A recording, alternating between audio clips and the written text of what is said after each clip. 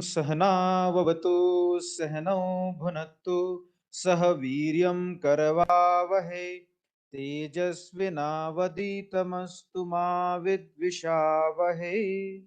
Om Shanti Shanti Shanti.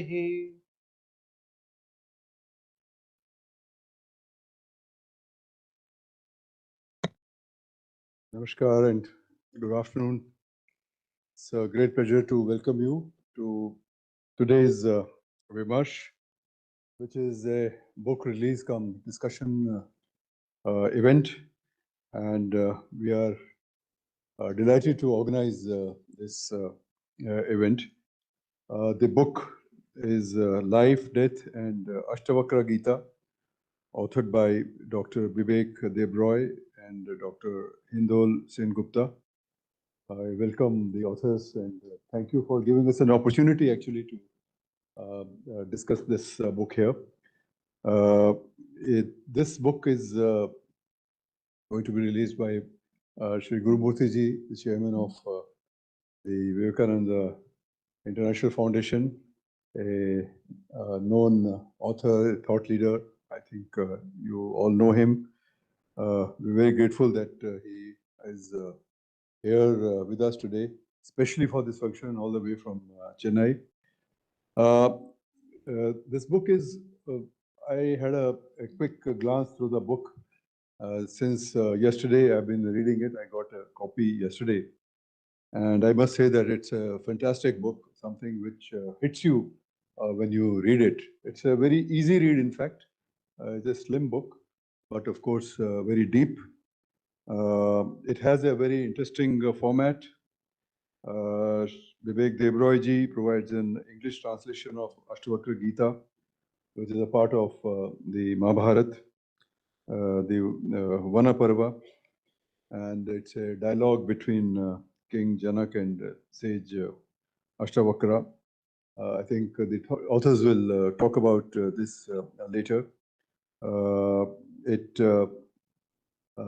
begins with a very with a question from Janaka to Ashtavakra, in which he asks, how does one acquire Jnana, Mukti and Vairagya?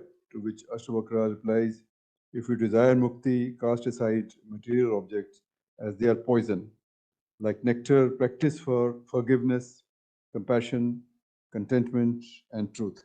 And I think herein lies the core message of the teaching of Ashtavakra Gita. You all know Bibek Debroy ji is a renowned translator, scholar, who has translated both Ramayana and Mahabharata from Sanskrit into English, and is now working and has published translations of 6 Puranas, and other Puranas are also being translated. The Ashtavakra translation, which I read through, is uncomplicated, easy to read, and very easy to understand. I think it is a great pleasure to really see this translation and also know that there is something, we of course all know about Bhagavad Gita, but this is Ashtavakra Gita, and we can all derive a lot of knowledge and wisdom from this book. So he's done a great service by publishing this translation. In part 2, Hindol Sengupta ji, he writes how Ashtavakra Gita transformed his life at a time when he was experiencing crisis in his personal life. So there is this very close link, Ashtavakra Gita, and how it helps a person. As you all know, Mr. Hindol Sengupta is a famous, acclaimed author, young author. He has won many awards, including the Wilbur Award for his book Being Hindu. He has written with great sensitivity about the experiences, his experiences during the COVID time. And most of us can relate with some of what he says and what he went through that time, because all of us were in a very difficult time we all passed through.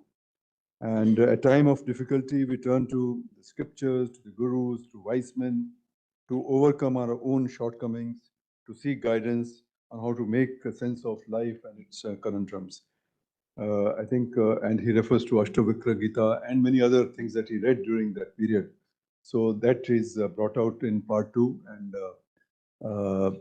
it in fact tells you that a text like Ashtavakra Gita, how important it is in our daily lives also. And the lesson that, of course, you take many lessons, but the lesson that he takes from Ashtavakra Gita, as I see, and which is quoted on the last pages of the book, is that remaining content in any circumstance or situation is very important.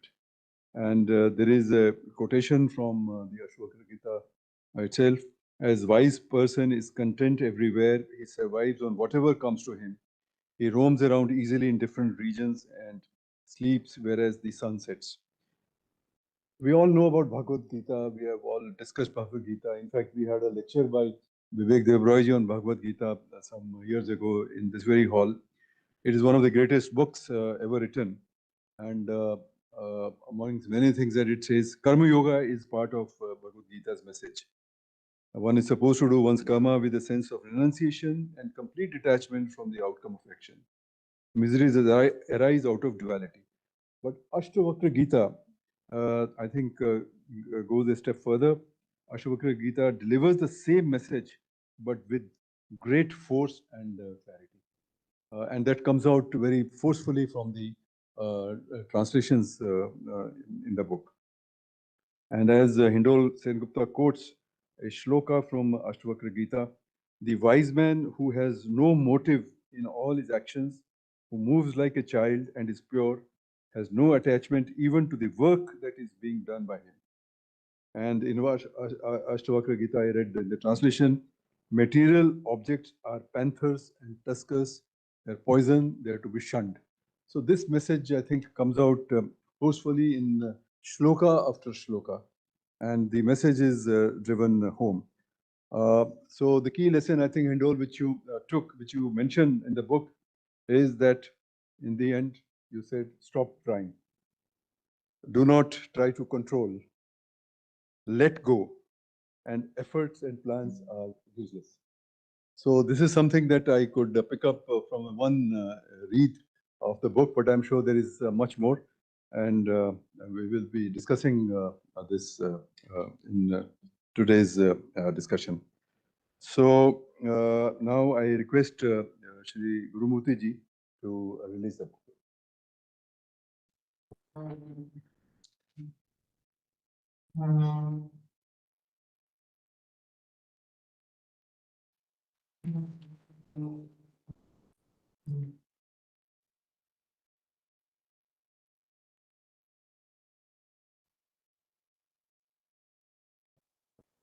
Now we'll hear from the authors about the book, and I request Vivek to be involved.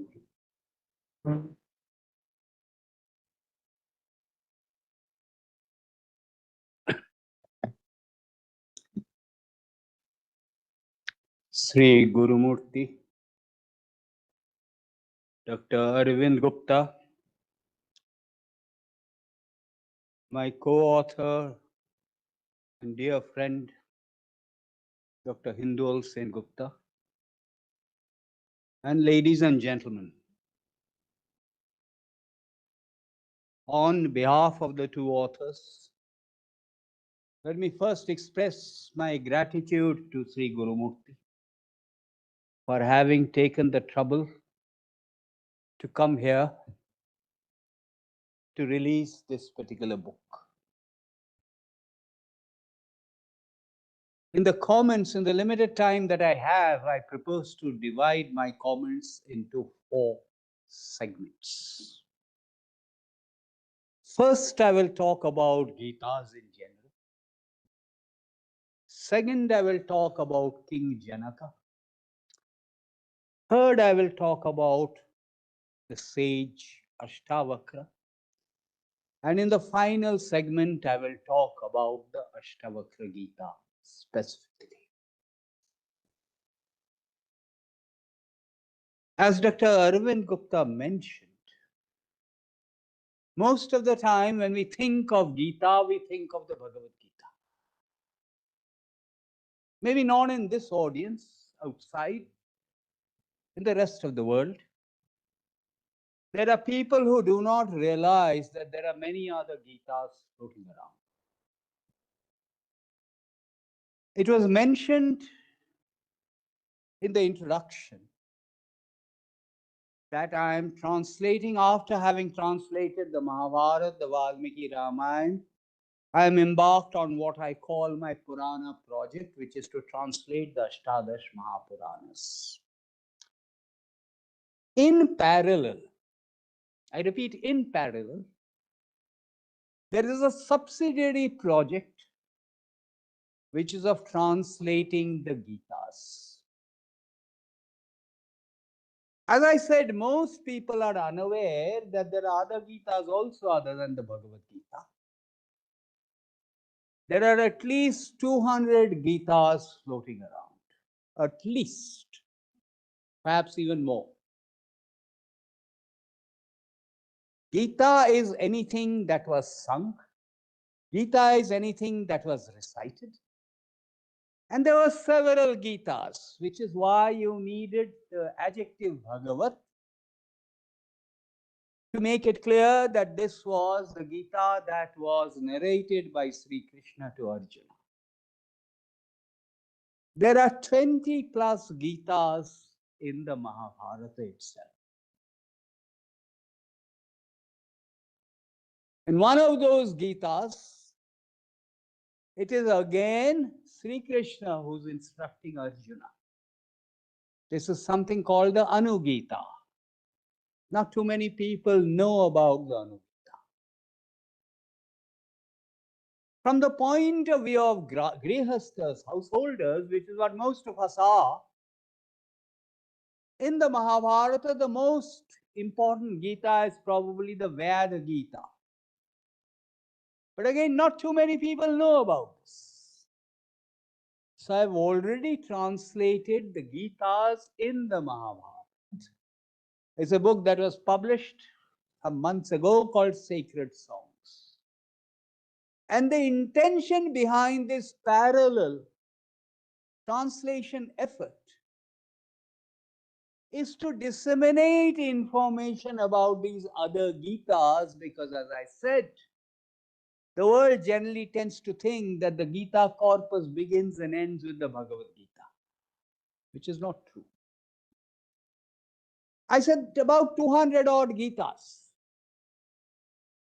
I also said several of them in the Mahabharata. There are plenty of Gitas also in the Puranas, the Mahapuranas. The Uddhav Gita from the Bhagavad Purana, the Isha Gita from the Kuruma Purana, the Devi Gita from the Devi Bhagavat Purana. And there are some from the Upapuranas also. But there is also a standalone Gita. Standalone in the sense it does not belong to the Puranas, does not belong to the Mahabharata, does not belong to the Valmiki Ramayana, does not belong to the Adhyatma Ramayana, does not belong to the Yoga Vasishtha Ramayana. And that is the Ashtavakra Gita. So in any case, I was planning to translate all the Gitas, and I will continue to try and translate them. Mentioned in the translation, Hindol and I met at a lit fest, and we said, let's experiment with this unusual enterprise of two Bengalis working together, and let's try and do something on the Ashtavakra Gita. And this book is the result. Let me now quickly say a few things about King Janaka. Most of the time when we think of King Janaka, we think of the Janaka who was Sita's father. Not true. In the Ikshaku lineage, there was a king named Nimi. Nimi.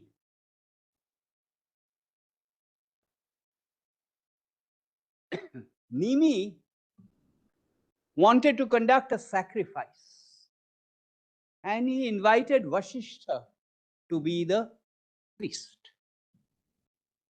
Vasishtha said that, look, I have gone to Indra's Sabha to perform a sacrifice for Indra. Please wait until I come back, and then I will conduct your sacrifice. Nimi was impatient. So he started the sacrifice without waiting for Vasishtha to return. When Vasishtha returned, he was furious that Nimi had started the sacrifice without him. So he cursed Nimi. From today, you will no longer have a body. So from that day, Nimi ceased to have a body. He became Videha, without a body. The kingdom where the Janakas ruled was the kingdom of Videha. Nimi's son was named Mithi. He set up the capital, which is therefore called Mithila. But Nimi also obtained a boon that although he did not have a body, he would live on in the eyelashes or the eyebrows, eyelashes of all living beings. Which is why the blinking of the eye is called Nimesha. So all the Janakas who ruled Mithila, who ruled in Videha, they were all King Janaka. Sita's father was only one of them. Sita's father was named Siradhvaja. But there were plenty other Janakas also. We don't know much about them from the Ashtavakra Gita, because the Ashtavakra Gita has no stories. It just starts abruptly. We know nothing about King Janaka. We know nothing about Ashtavakra from the Ashtavakra Gita itself. But we know from elsewhere that once this particular Janaka's, not Sita's father, this particular Janaka's palace burned down. And Janaka started to celebrate. Most people would be miserable at their palaces being burned down, but Janaka started to celebrate because he said, now that I do not have a palace, there is nothing for me to be attached to. Let me now turn to the sage Ashtavakra. As I already said, there is absolutely nothing about the sage Ashtavakra or his life in the Ashtavakra Gita itself. All the information we know about the sage Ashtavakra is, there are casual and stray references to him in the Puranas, in Uttar Ramacharit, in Valmiki Ramayana, but the main story is from the Mahabharata. There was a sage named Kahod, and Kahod's wife was named Sujata. So Kahod was trying to teach his wife Sujata the Vedas. And at that time, Sujata was expecting. So from inside the womb, the unborn child corrected his father's pronunciation, at which the father cursed him, saying, how dare you correct my pronunciation? Who on earth do you think you are? I curse you that you will be born crooked in 8 parts of your body. Meanwhile, in King Janaka's Sabha, there was a person who prided himself on being a Pandit. He defeated whoever arrived, and once he had defeated them, he flung them into the ocean. And this Pandit's name in King Janaka's court was Bandi. So Kahod, Ashtavakra's father, happened to go to King Janaka's court, was defeated in a debate with Bandi, and Bandi flung him into the ocean, Varuna's kingdom.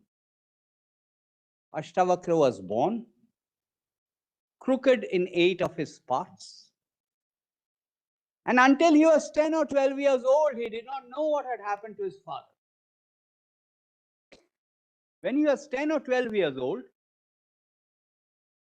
he discovered what had happened to his father. He went to King Janaka, and in the Mahabharata, there is a conversation, not as detailed as the Ashtavakra Gita, between Ashtavakra and the gatekeeper, who would not allow a kid of 10 or 12 years old to enter, and subsequently with Janaka. Also fairly profound, not as deep as the Ashtavakra Gita.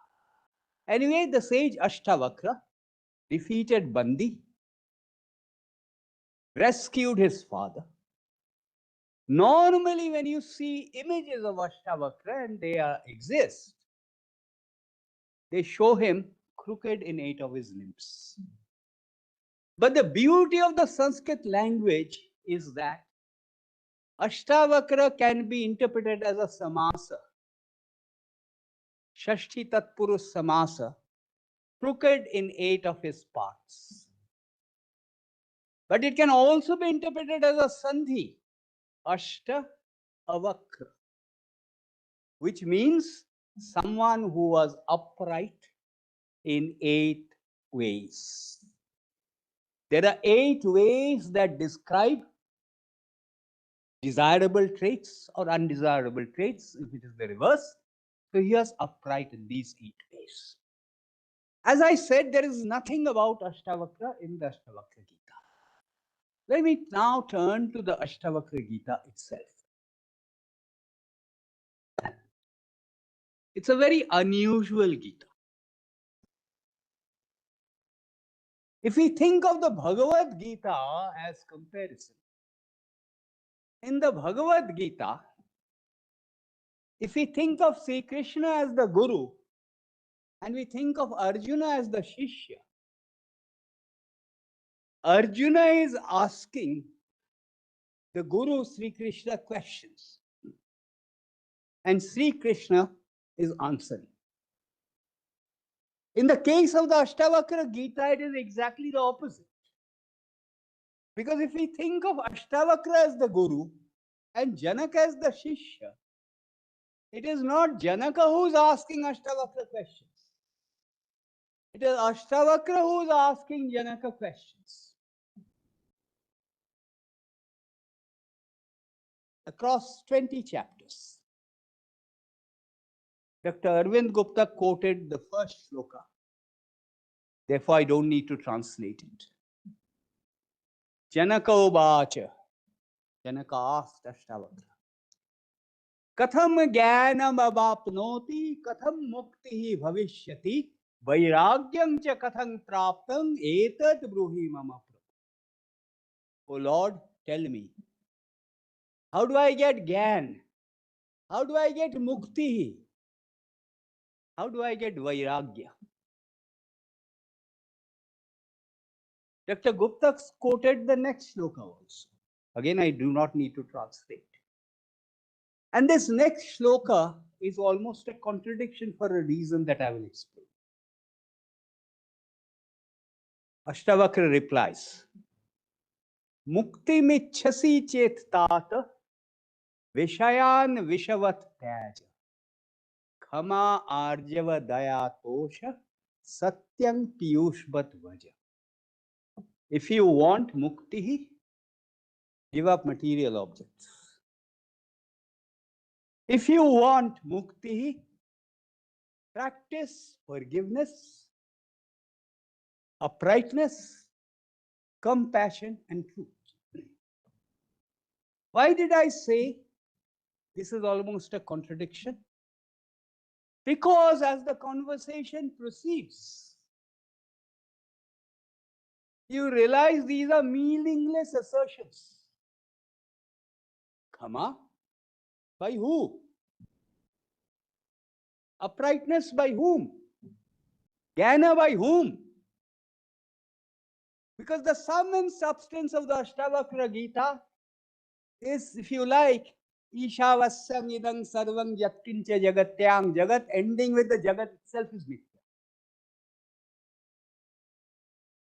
So those criteria, they're completely meaningless. As the Ashtavakra Gita proceeds across its 20 chapters, it increasingly becomes a dialogue between equals. It is not a Shishya asking a Guru. It is a conversation between equals. In a conversation, at least in the first chapter, which says that one of the things I need to give up is the sense of ahankara. Because most of us, Maha Krishnahi Dangshita, we are stung, we are bitten by the great black snake of aham.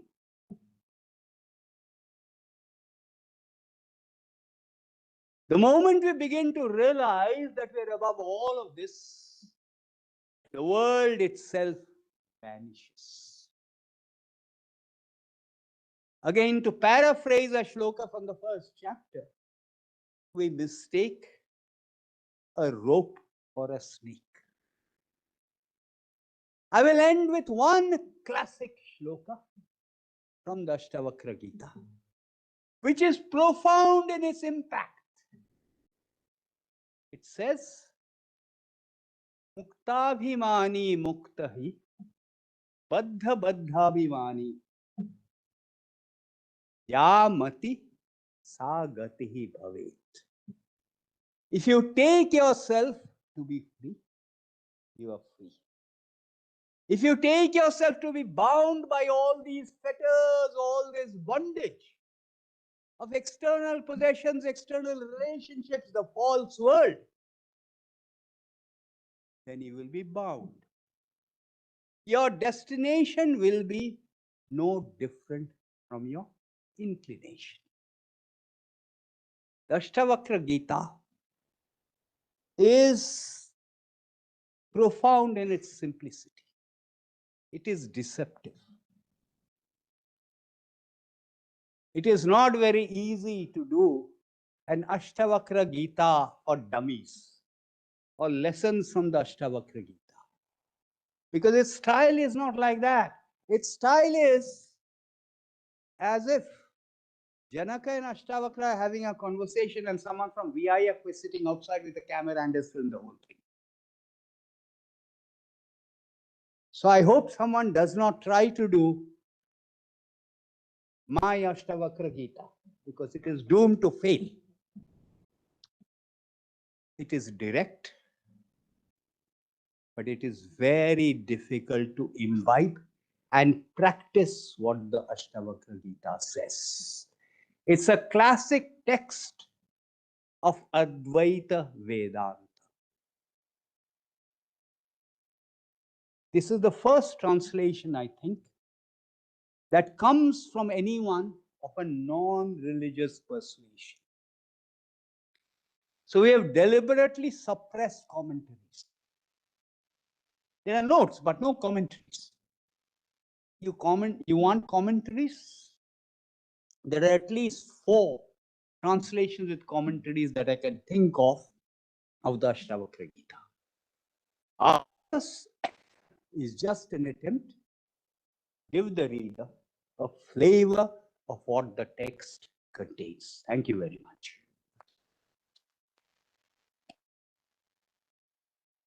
So you heard from the author. Now I request Hindol Sengupta to make his remarks.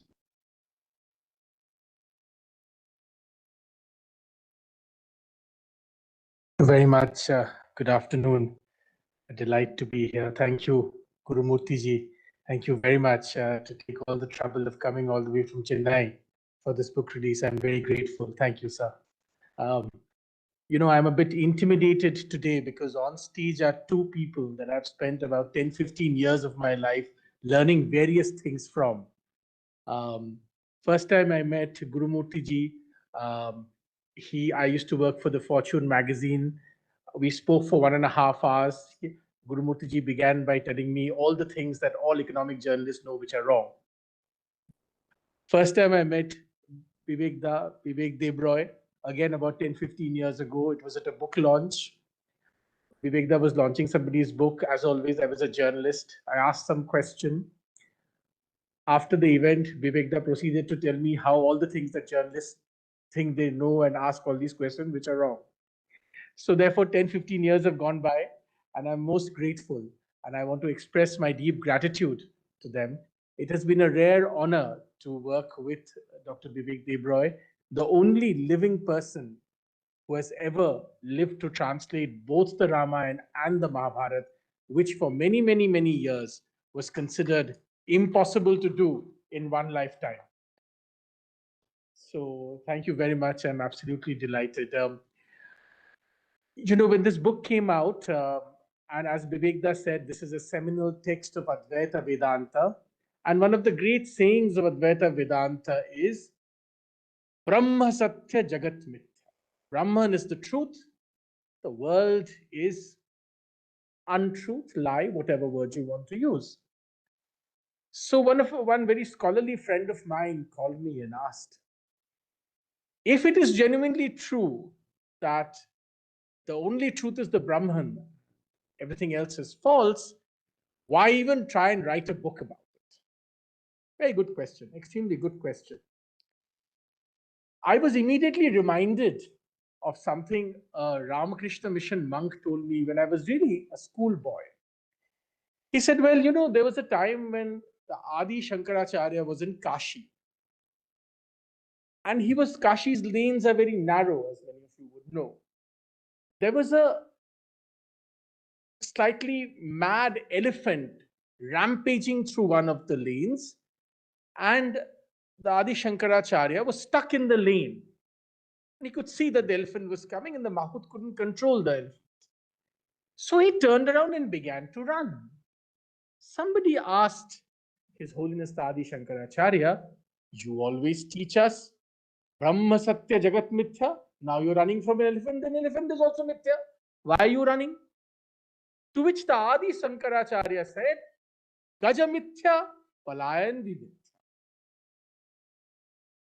The elephant is untruth, but my running away is also untrue. Right? And, I remember that great story to say that there is great wisdom and great humor in our ancient epics and our great scriptures.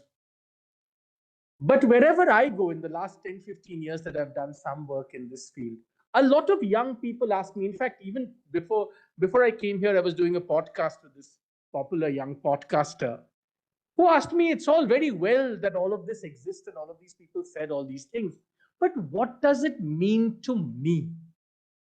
What does it mean to me? Yes, Swami Vivekananda said these grand things. I'm not Swami Vivekananda. I cannot lead his life. I don't have the capability to do what Swami Vivekananda did. Yes, the Adi Shankaracharya said this and that and great things, but how does it matter to my imperfect everyday life as an imperfect human being? And I think my humble contribution, for whatever little it's worth, has been to try and connect all of these things and say, how does it matter to me? Because genuinely, and I see this as somebody who spent his whole lifetime engaging with the Ramakrishna Mission, it's all very well to say Swami Vivekananda said wonderful things, but if those wonderful things do not help me in my hour of greatest need, what do I do with it? How do I apply that to my imperfect life? Because I am an imperfect person. I have an imperfect life. And I think the greatest service we can do for new generations is to try and explain to them how this infinite knowledge can be transformative in our imperfect world and our imperfect life today. Not when we become a monk, not when we go off to the forest, not when we, go to a monastery and there is silence all around us. Today, in our imperfect life, in the horrid cities that we live in, among all the chaos, how does it? And I began writing the Ashtavakra Gita, and I tell the story of that in this book because it mattered to me and gave me solace and strength at the time when I needed it the most in my life, when I saw my father almost at his dying bed. My father had a terrible accident. That terrible accident proceeded to cause one of the most dangerous strokes. People who are in the medicine profession will know this, something called a Pontine infarct, which is in the Pontine portion of the brain. The doctors gave him 5 to 7 days to live. I read the Ashtavakra Gita at this time of my life. And I realized through that process, and I say this to a lot of my young people who I talk to, I think children around the world, but especially Indian children, and especially Indian sons, never really attain adulthood until they are confronted face to face with the mortality of their fathers. This is the truth of Indian life. Indian children, especially Indian sons, never attain true adulthood unless they see with their own eyes that their fathers are no longer going to be there. As it was true for me, there was always Baba who I could shift the responsibility to. He would take care of it. And then through that entire process, when I read the Ashtavakra Gita again and again, what true letting go means. Because I would see this terrible moment again and again play out in my family, and in the night or in the morning before going to the hospital, I would turn to the Ashtavakra Gita. And the Ashtavakra Gita would tell me that, there is a rope and there is a snake.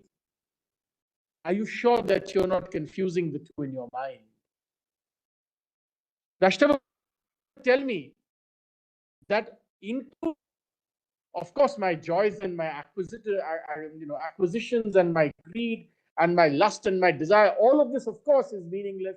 But even my pain, my sorrow, my sufferings, my grievance, my complaint against the world, why should this happen to me? Why should this happen to my poor father? He's never done anything wrong. He's one of the most honest people I know. All those almost prosaic questions that none of us can escape in our imperfect lives, those answers leapt up from the Ashtavakra Gita into my mind. Let me say this, that they were not easy answers. You cannot tell a man confronted with the mortality of their parent that this is all actually meaningless. That's almost a hurtful lesson to hear. It's a tough lesson. It's not an easy lesson, which is why one of the monks, I used to interact with once, said that, the Bhagavad Gita is wonderful in a sense, right? It's placed in a context, in a larger story. There is a war. There are all these great yodhas, these warriors. Their abilities are almost superhuman. There is the Lord himself, Shri Krishna, right? Shri Krishna proceeds to show Arjun his Vishwaroop, right? There's a grand story that envelops the lessons of the Bhagavad Gita. So this monk used to say that the Bhagavad Gita is like a story. It allows you time to absorb. The Ashtavakra Gita is like a hammer to the head. It does not give you any of the nice, comforting storylines through which you can try and absorb the story. It tells you straight out what you're doing is wrong. And that's not by any stretch of imagination, that's not an easy lesson to hear. And finally, the only reason this project and this book ever got written also is because at a prosaic level, I feel that when we talk about our ancient wisdom, we often don't correlate that to what's happening in the wider world. Because our lessons, our ancient scriptures, many of us think of them as Bharatiya, and they are Bharatiya and they're Indian, but they're also universal. They're universal in the best case scenario. There is no I often tell my students at international relations, the ancient Indian texts never described anybody as the other. There was no other in their conception. They never divided the world into us and them because there was no other they conceptualized. They conceptualized the universal universe, so to speak. Everything was part of the same whole. And thus, there is an attempt to talk about how this lesson is, or the lessons of the Ashtavakra Gita, are universal. Finally, I want to end by saying that there is a lot of work to be done, that this is just the beginning. Even today, I heard from the young podcaster I was talking about, because we were talking about Independence Day, that most of the young people he meets don't even understand the concept of a motherland. Forget actually understanding the lessons of our great texts. So there is a long, arduous, hard road in front of all of us to really imbibe these lessons and this wisdom into a whole different generation people. And I hope and I pray that with books like this, we are making a small dent, a small effort to try and raise awareness and perhaps reach out to new people. Thank you very much, ladies and gentlemen.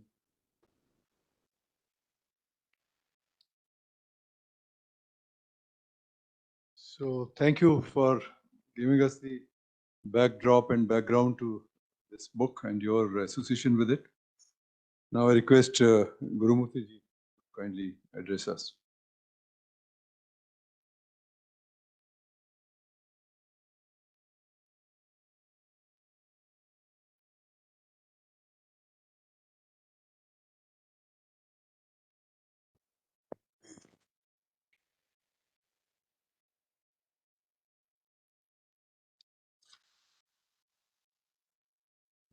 See, my friend Bibek Debroy is a scholar, and Hindol is threatening to become a scholar.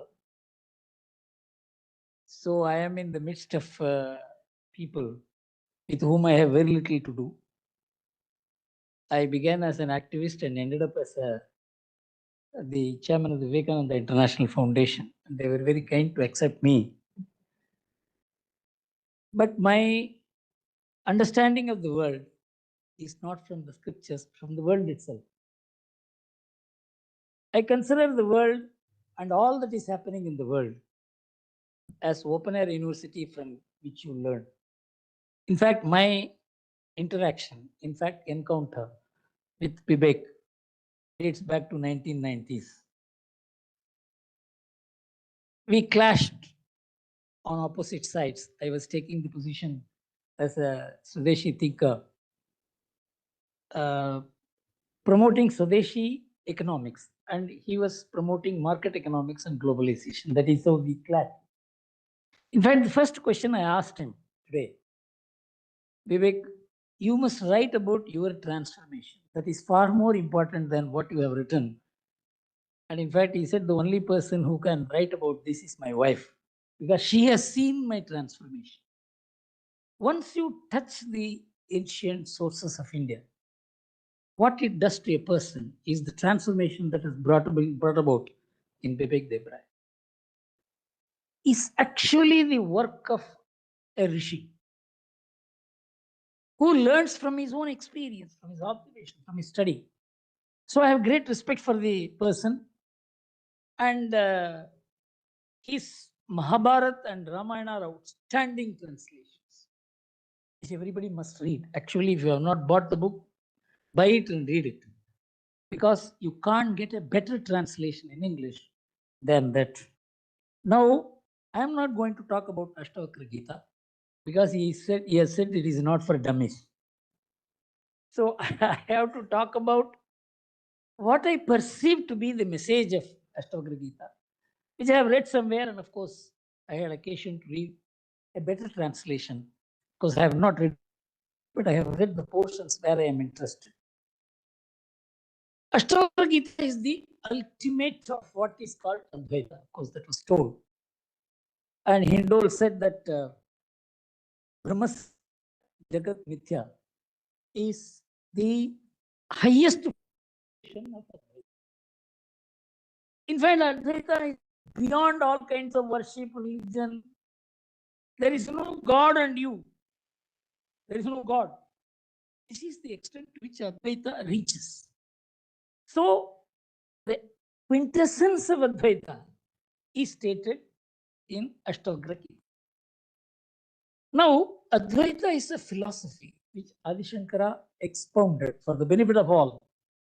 And in fact, if the Hindu civilization today has a sense of unity, it is because Adi Shankara united the entire philosophical streams of India, the Indian civilization, into one identity without name, without form, without but an idea which we understood.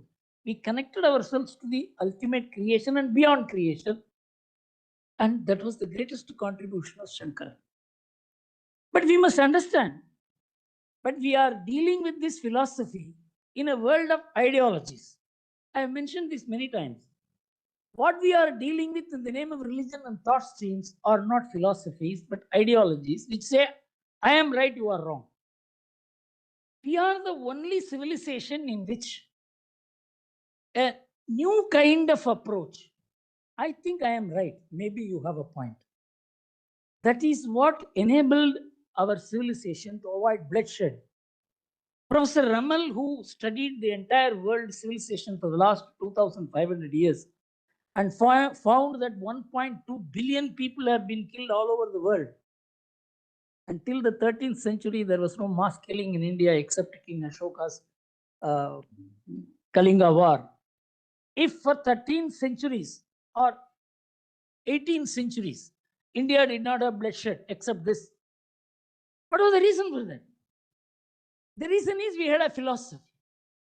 Maybe you are also that avoided bloody wars, street clashes, and as Swami Vivekananda said, whether your religion is right or my religion is right, let us have a boxing match to decide. This was not the approach of the Indian civilization. It is from this perspective you have to understand Ashtavakra Gita and the message that it gives, which is in essence Advaita. This is what I am going to talk and how I connected it. Hindol connected it in a particular way from his personal experience. I connected to this concept of Jagat Mithya. This universe is fake. From an entirely different perspective, this is what I am going to tell you. In the morning, to the Vivekananda International Foundation scholars, I was explaining this whole geopolitical happenings and clashes and wars. This is something which is very real. We have to face it. But now, I am saying that what I was saying in the morning is illusory. This is because of an obsession that everything that is happening is real. That's actually unreal. That is actually illusory, is the message that I am convinced, which I am going to share with you. But we have to deal with this word as Vyavaharika Satya. That it is happening, so we have to deal with it. It's like Adi Shankara running away from elephant. It's something which you have to deal with. The fact is that is unreal, is the truth which I perceived in my 3 decades of experience, which I am going to relate to you. What is the truth? Is the creation fake or true? If the creation is true, if that is real, Jagat means it is not world. It is the entire creation changing from time to time. Is that real or illusory? If that is real, Ashtavakra Gita is illusory. Only one of the two things can be true. Ashtavakra Gita says, or the Advaita Vedanta says, that the universe is illusory. If the universe is real, that is the truth, then Advaita is illusory. Ashtavakra Gita is illusory. So, how do you handle this? This began agitating my mind only in 1990s, when we had to confront the world dominating us for the first time. We were believers in 100 things. We were superstitious, and our society was in every way connected to materialism as well as disconnected from materialism. But this 1990s development made us so completely material in our thinking. As a chartered accountant, I was amazed that my colleagues began charging fee at the rate of 10,000 rupees per hour. In 1990s, I couldn't stomach it. We had become so obsessed with acquiring, enjoying variety of things, and we began believing that is life. And I saw the transformation of my own friends. I thought something very different is happening in this country, which is not related to the soul of India. So I began to think about it, and sociology, economics, politics, religion, as we know, did not give me the answer. So I tried science. That's what I'm going to tell you now. What we see the world as real, or the universe as real, functioning on physical laws, is Newtonian science. Newtonian science said everything that we see is the truth. Everything that we feel is the truth. Everything that functions according to a certain law of motion is the truth. And there is nothing beyond it. And we believed it for hundreds of years. And then came the quantum science. It says what you see is not, what you see as solid is not soil. What you see as liquid is not liquid. What you see as a human being is not a human being. What you see as a body is not a body. What you see as a beautiful woman is not. Everything is ultimately atoms. It is all atomic waves which gives this appearance that the entire world is a myth. What you see is not real. This is how the quantum mechanics completely changed the Newtonian idea, which is dominating our mind, because it is giving us a sense of enjoyment for our senses. And so we have become Newtonians. And science has taken us to a formless universe. And so you can never see an atom, and you can never see a subatom. But that is what constitutes all that you see. And Einstein said, I cannot say when all this happened, how the atom came into being. It's there. We have recognized it. And it has come by a force of time. Unless you travel back at a faster rate, you cannot go back to how the atom came into existence. That is how he defined the relativity theory. This has been going on. But the later scientists who came, they found that there is no answer to the question raised, how atom came into being, how the source of energy came into being, for which there is no answer at all. And so people like Schrödinger began to turn to Advaita Vedanta. I will read out only some quotes.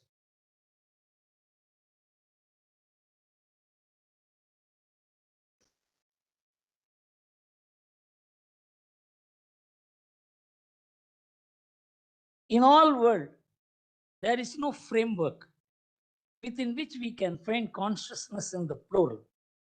This is simply something we construct because of the plurality of the individuals, but it is a false construction.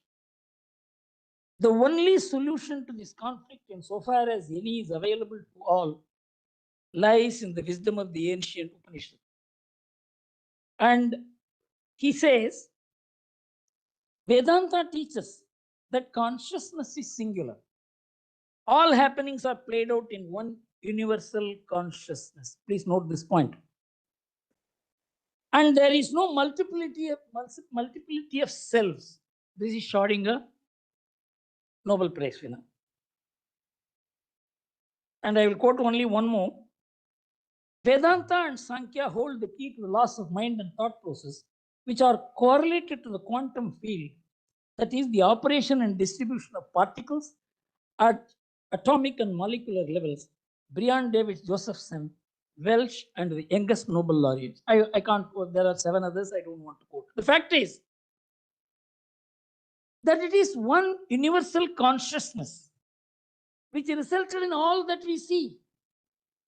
It is composed of atoms which we cannot see, subatoms which we cannot comprehend. Regularity of the movement of the atom, trillions and trillions of atomic emissions, that makes the world, that makes the sea, that makes the planet, that makes the sun, that makes the moon, that makes you, that makes me. This is the truth. Now the question arose, when all this came into being, and the theory of Big Bang was being discussed, but Einstein didn't accept it, that it all happened on one particular day. But Stephen Hawking theorized and calculated and proved that everything happened at 1/1000th of a second. A billionth of an atom developed a superheat and exploded. And the power of the explosion was trillion times an atom bomb. And that expanded into this universe. And it keeps on expanding. And when the heat reduces, it will come back and come to the point where it began and vanish. Of course, it's highly theoretical. It's going to happen trillions of years later. But the fact remains, it is scientifically established that there is a point at which an atom, the millionth of a size of an atom, exploded to create this entire universe, what we see. But the question arose, what was there before that 1/1,000,000th of an atom? That's where the person who worked with the quantum, Big Bang theory, 30 years he worked with the Big Bang theory. And his name is Roger Penrose. Roger Penrose got the Nobel Prize in 2020 precisely for the very thought that Ashtavakra says. It's all a universal consciousness, one consciousness that was in existence before that 1/1,000,000th of an atom exploded. It is from non-material the material came. It is from the non-existent the existence came. So the existence and non-existence both are unreal. Precisely what Ashtavakra Gita says. But why should we read all?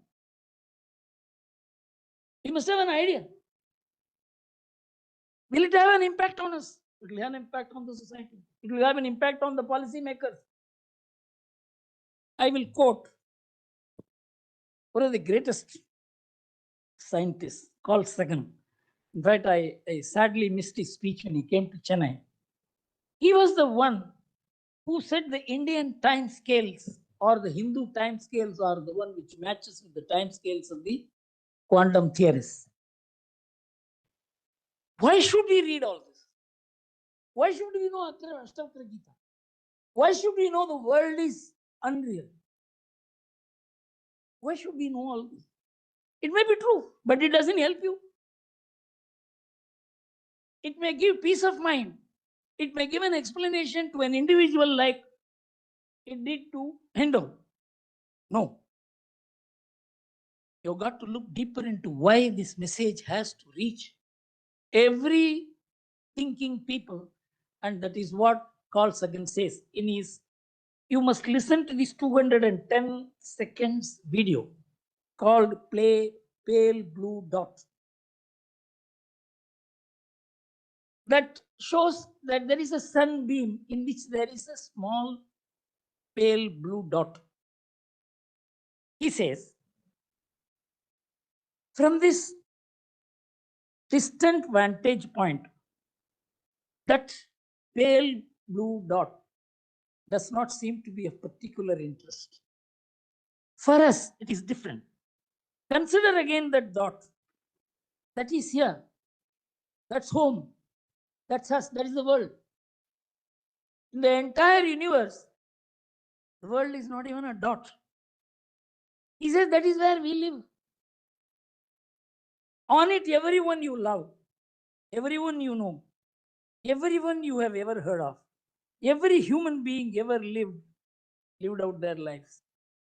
The aggregate of our joy and suffering. Thousands of confident religions, ideologies, and economic doctrines. Every hunter and a forager, every hero and a coward, every creator and destroyer of civilizations, every king and peasant, every young people in love, every mother and father, hopeful and child, every inventor and an explorer. So beautifully said, and see what message he will give finally. Every teacher of morals, every corrupt politician, every superstar, every supreme leader, every saint and the sinner in the history of our species lived there. And on the mote of the dust suspended from sunbeam, the earth is a very small stage in a vast cosmic arena. Today, the galaxy that we see, there are trillions of galaxies, not millions, not billions, trillions. In our galaxy, the world is nothing. And in the world, who are we? That's the question he is raising. Think of the rivers of blood spilled by those generals and emperors, so that in glory and triumph, they could become momentary masters of the fraction of a dot. Think of the endless cruelties visited by inhabitants of one corner of the pixel on the scarcely distinguishable inhabitants of some other corner. Alexander came and destroyed how many countries? In fact, in the Pakistan government website, there is a dialogue between, it is there in Pakistan government's website on the history and culture of Pakistan, where Alexander and Kautilya have their encounter. Kautilya asks, simply because you have an army, can you come and ruin people? Because the idea that you have an army to ruin people was alien to India. So you ask this question, and the website says that Alexander ordered his arrest, but he ran so fast he could not be arrested. He went to the forest, began contemplating. We have a new kind of enemy to manage, and that is how he expounded the Arthashastra. That's what the Pakistan government website said. How frequent their misunderstandings, how eager they are to kill one another, how fervent is their hatred, our posturings, our imagined self-importance, the delusion that we have some privileged position in the universe are challenged by this point of pale blue dot. We are nothing. And this is not just what he wants to say. He goes on to say more. It's very important. A scientist, a celebrated scientist, a cosmologist. He says, however, education system has to change. That is where Ashtavakra Gita becomes important. That is where Advaita becomes important. Our planet is a lonely speck in that great enveloping cosmic dot.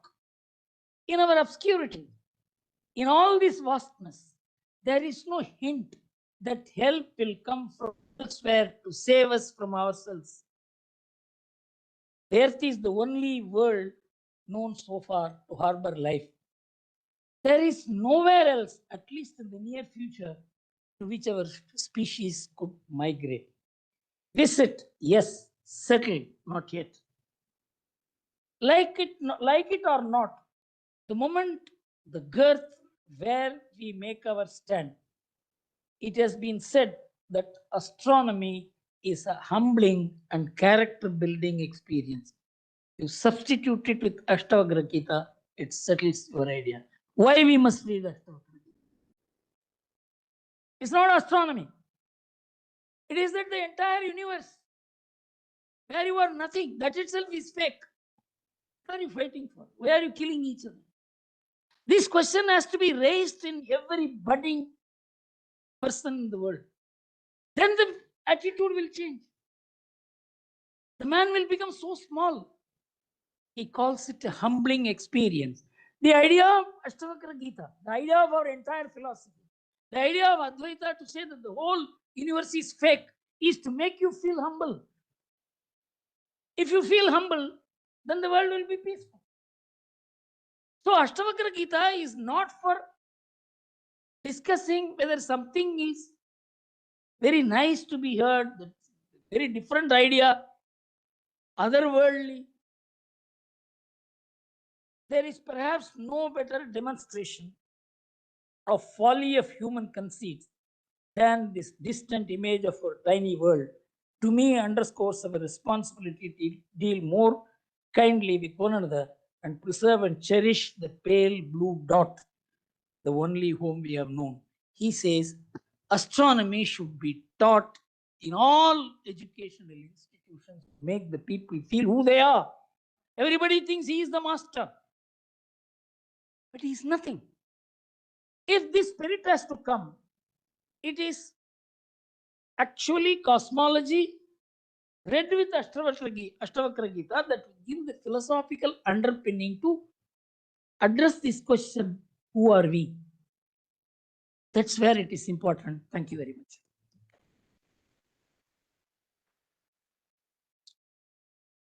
That's a very humbling address. I think makes us think about ourselves. I remember reading somewhere that this pale blue dot, that picture, was taken from 6 billion kilometers when the spacecraft was leaving the solar system at that point. So it was the last glimpse of the Earth. And so it's just that pale blue dot, and that is, I think, what it was 1989 or something. So this has indeed great, and you have connected it with the